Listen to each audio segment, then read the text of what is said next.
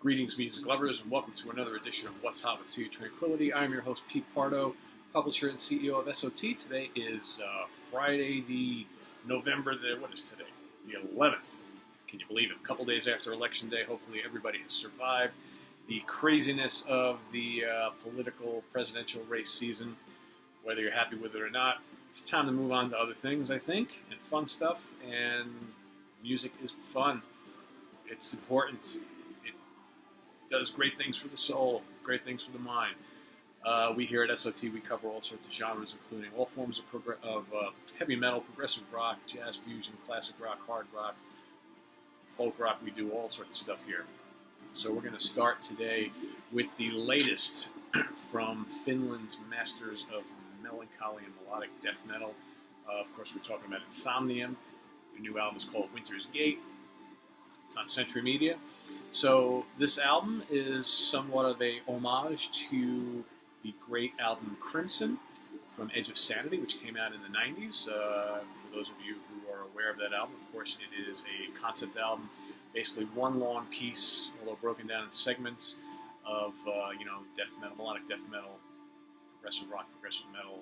They fit all sorts of styles into that big, long, extended piece. Very groundbreaking album at the time. So Insomnium have put together a similar sort of album.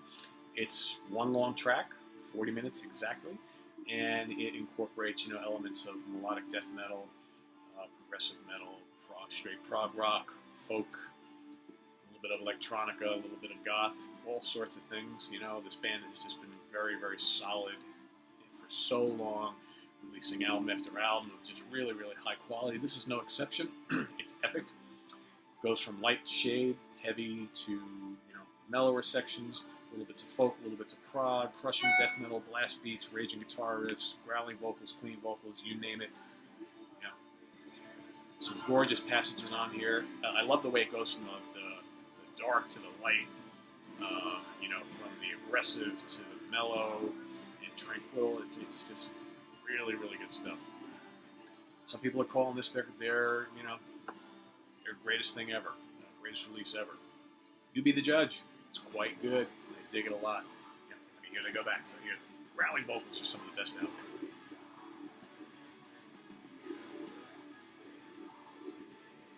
If you like adventurous, epic death metal, you can't go wrong with this. It's very, very good. So from there, we're going to move over to, I guess these guys are located in the U.S. now. They kind of reside in Seattle. They're originally from Colombia.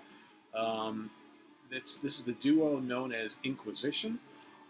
Yes, they're a duo. They play black metal, very thrashy black metal. I'm going to put on my glasses to read you the title because it's a long one. Okay, so, oh boy. Bloodshed across the Empyrean altar beyond the celestial zenith. All right, that's it right there. They're on Season of Mist. If you've never experienced Inquisition before, they are unlike anything you'll ever hear. I remember my first experience with these guys was seeing them at a small club a few years back on a fairly large black metal bill. I believe Marduk was the headliner, and I was just blown away. Here you have a drummer and a guitar player. That's it. And they've got like the most massive sound you can even imagine. I mean, the guitar player who also sings, he sings and he's got a very unique vocal style. He sounds like a croaking frog, but it's unique and it fits the music. The guitar riffs are out of control. I mean, massive, inventive, just unbelievably heavy.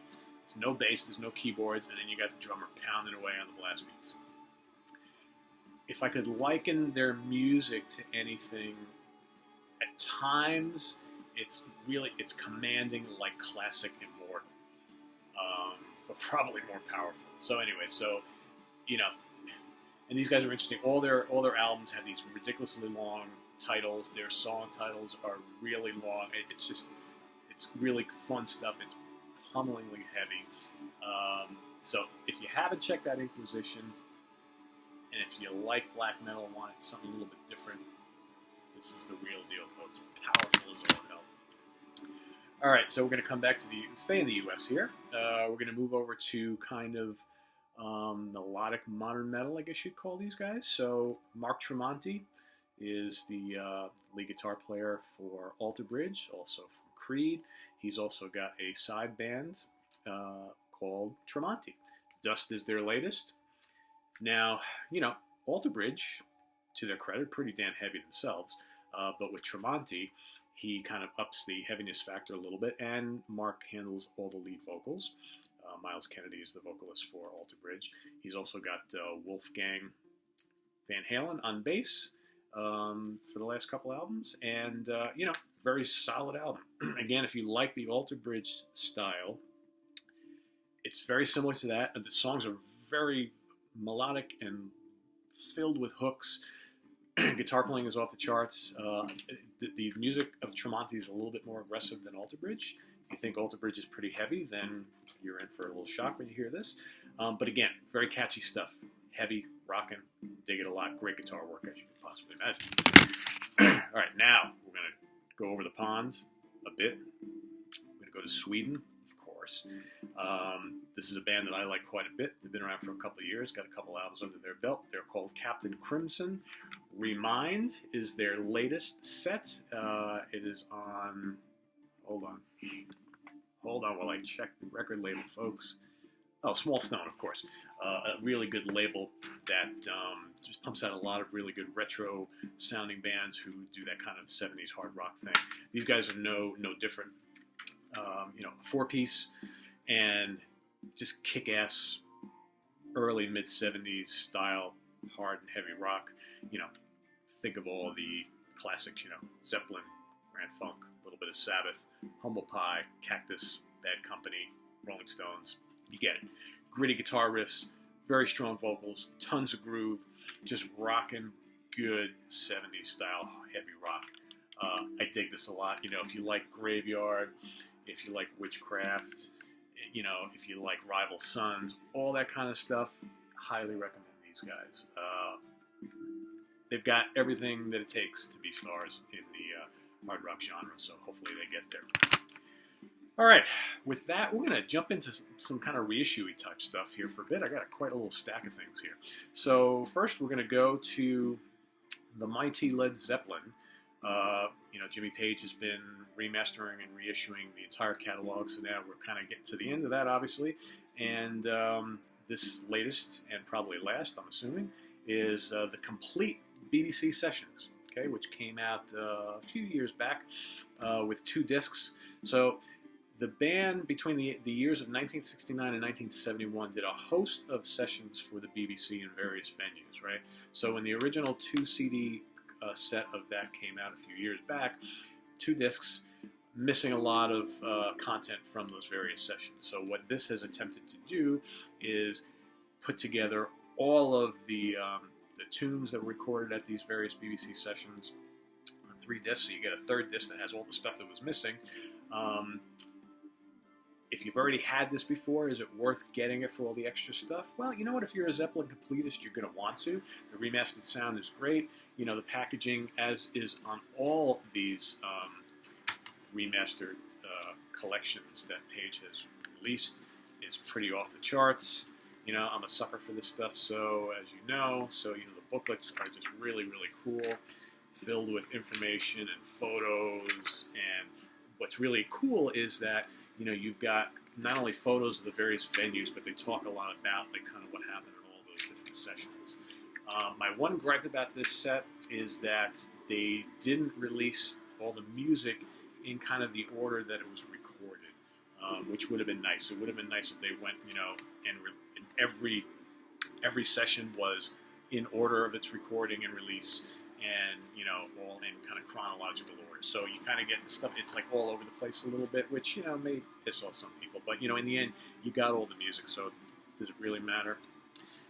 But again, another nice job from Page and Company on putting this out. And like I said, I'm assuming this might be it, but who knows?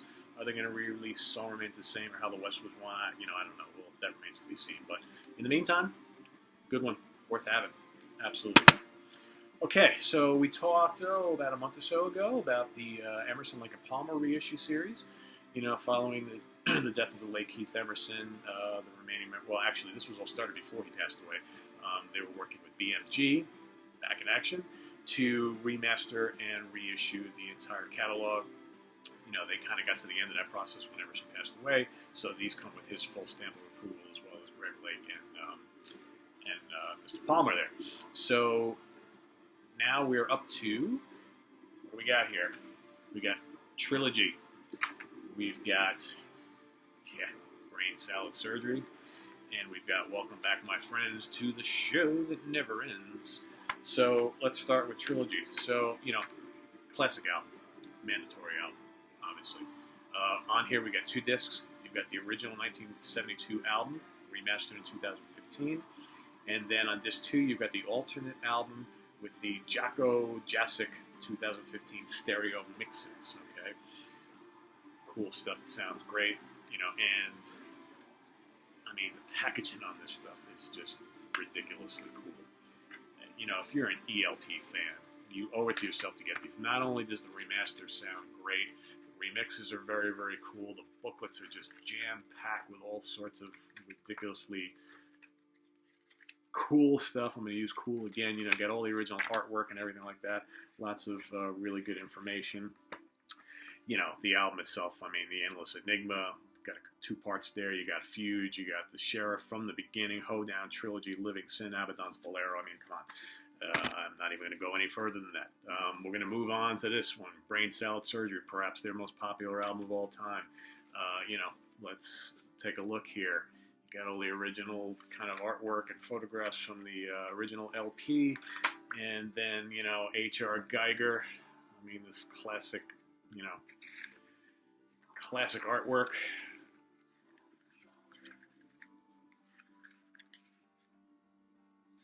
You know, and of course, you know, the album sounds fantastic. So again, it's 2 discs. You've got on the first disc, you've got the original album, including the 2014 remaster, and then disc 2, again, the alternate album with the Jacko stereo mix, also done in 2014. You got some bonus tracks, you got some alternate versions of tunes, all sorts of cool stuff, and you know, the album itself. Come on, Jerusalem, Toccato, Still You Turn Me On, what a classic song. Benny the Bouncer, and then the multi-suite Carnival 9, which is just mind-blowing. Remaster just sounds spectacular. Go pop this in on your kick-ass stereo system.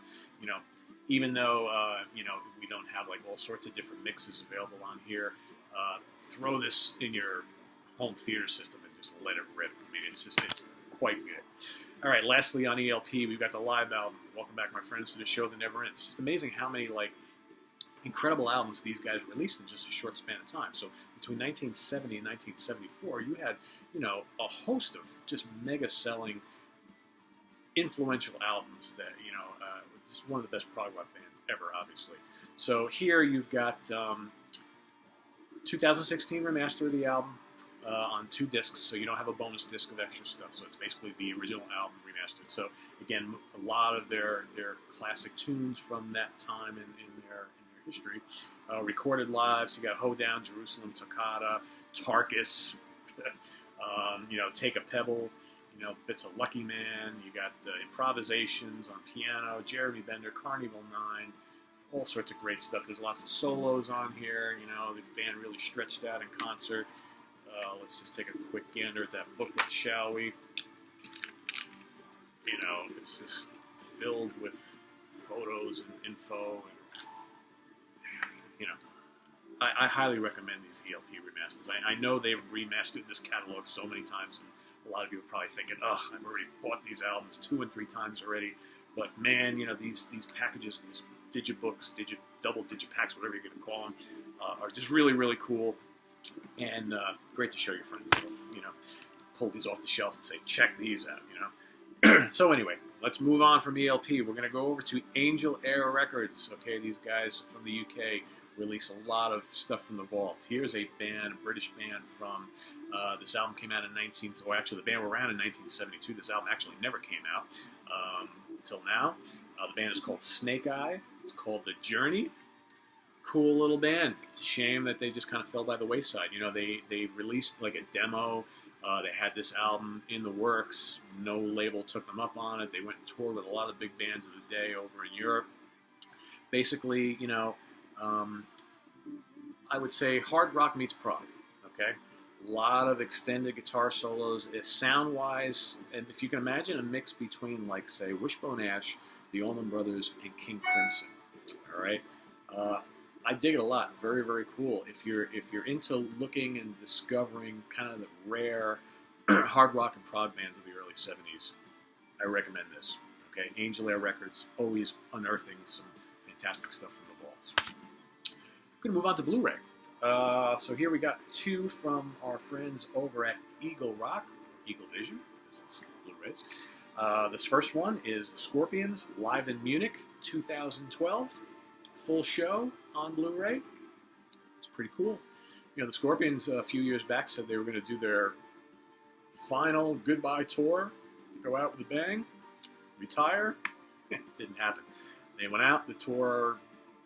They were very happy with the tour. People came out in droves. They said, we're going to keep doing this. Recording more albums, more tours. So it doesn't look like they're going away anytime soon. And when you watch this, you realize why. They still have it. Yeah, they're a bit older, a bit wiser, but they still put on a kick-ass show. This has got a ton of tunes on here. Recorded in front of their hometown audience. Don't expect stuff from the early John Roth years. I think there's one tune on here, and that's it. But all the classics from like the early, late '70s. So figure Love Drive and up. Okay, that's what you get. All their best tunes are on here from that era. Mr. Jabs and Mr. Schenker on guitar, Klaus Meine on vocals. It's good, solid. Kiss rocks Vegas. So in 2014. Excuse me, losing my voice this morning. The legendary U.S. hard rockers Kiss played a couple dates in Las Vegas and recorded. Here it is. You got Blu-ray, you got CD. It's fun. It's Kiss. Again, older, wiser. Gene and Paul. May not be the singers they were back in the day, but you know what? The band still fires up a great concert. Most of the staples you want to hear. What's cool is they also included some of their hits in the 80s, the non-makeup years, which is kind of nice, and a couple songs from more recent times, as well as, a lot of the classic tunes you want to hear from the 70s. So, Detroit Rock City, Creatures of the Night, Psycho Circus, Parasite, War Machine, Tears Are Falling, Deuce, Lick It Up, I Love It Loud, Hell or Hallelujah, God of Thunder, Do You Love Me, Love Gun, Black Diamond, Shout It Out Loud, Rock and Roll All Night, as well as there's an acoustic set, which has Coming Home, Plaster Caster, Hard Luck Woman, Christine 16, Going Blind, Love Her All I Can, and of course, Death, right? So, and the quality of the video and audio presentation is spectacular. Probably better than this. This is pretty good. This is, top notch. It's Kiss. I mean, come on. They don't release crap. So, nice little set. If you're a Kiss fan, you're going to want this on Blu-ray. With that, last segment of the day, we're going to go to Forgotten Favorites, where we look at an album from yesteryear or even more recent times that kind of either doesn't get talked about a lot or never really got the attention it's due, but it's near and dear to me. Not forgotten by me, maybe forgotten by the masses. So with this one, we're going to go to 1987. Its release was on Metal Blade Records. This band was a kind of mainstay of the 80s and early 90s doom scene. They're still around today, kicking ass, but this is one of their classic albums. It's their third. It's called Run to the Light. Of course, we're talking about Trouble. Upper Midwest band who, had a very unique sound. They took the heavy guitars of like Sabbath, kicked it up a notch. Their music was not all slow and doomy and plodding. They did a lot more upbeat material, high-pitched vocals, just killer tunes, killer riffs. The drums were just out of sight powerful. Kind of at the time, they were, kind of lumped Candlemass and Trouble, and to a certain extent the early Sabotage albums, even a little bit of Fate's Warning, is just those bands that were just doing this really heavy material that was far removed from anything else that was popular in heavy music in the early mid-'80s. The more commercial sounding acts and the thrash bands. Your kind of somewhere in between. This band, their first handful of albums are just mandatory listening for anybody who's into classic heavy metal and doom. This one's no exception. It's one of my favorites of their first three. The first three are just incredible. This might be my favorite of them. So it was out on Metal Blade Records. They reissued it a bunch of years back, and if you don't have it, you need it. With that, we're going to leave you for today. Tune in next time. We've got some really cool stuff. We've got the latest from Epica, the latest from Testament, and probably a few others for you. So until then, be safe. Make sure you check out all this great new music, but don't forget the classics. So see you next time. Have a good one. Take care.